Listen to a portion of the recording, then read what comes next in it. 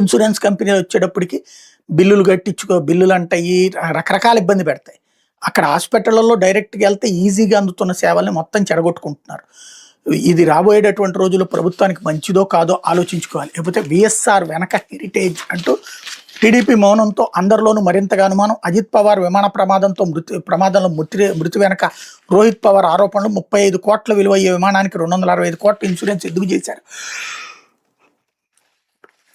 విమానంలో టాయిలెట్ వెనక పెట్రోల్ క్యాన్లు ఎందుకు పెట్టారు? ట్యాంకులో సామర్థ్యానికి మించి ఎందుకు ఫ్యూయల్ నింపారు? ప్రమాదంలో బ్లాక్ బాక్స్ కాలిపోవడం ఏంటి? ఎంతవరకు నిజం? ఏ విచారణ జరగకముందే వీఎస్ఆర్కి టీడీపీకి చేతిన కేంద్ర మంత్రి క్లీన్ చిట్ ఎలా ఇచ్చారు? ఎందుకంటే వీఎస్ఆర్ వెంచర్స్ విమానాల కొనుగోలుకు నిధులు ఇచ్చింది హెరిటేజ్ ఫిన్లీజ్ కాబట్టి. హెరిటేజ్ ఫిన్లీజ్ అనేది సీఎం చంద్రబాబు కుటుంబ సంస్థ. వీఎస్ఆర్ ద్వారా దుబాయ్లో 650 కోట్లతో టీడీపీ కీలక నేత లెగసీ విమానం కొనుగోలు. ఇదే వీఎస్ఆర్ విమానాల్లో సీఎం చంద్రబాబు కుటుంబం చక్కర్లు. అందుకే కేంద్ర మంత్రి రామ్మోహన్ దర్యాప్తు సాగనివ్వడం లేదని రోహిత్ వ్యాఖ్యల్లో నిజం ఉండటం వల్లే టీడీపీ హెరిటేజ్ నోరు విప్పడం లేదంటున్న విశ్లేషకులు అంటూ.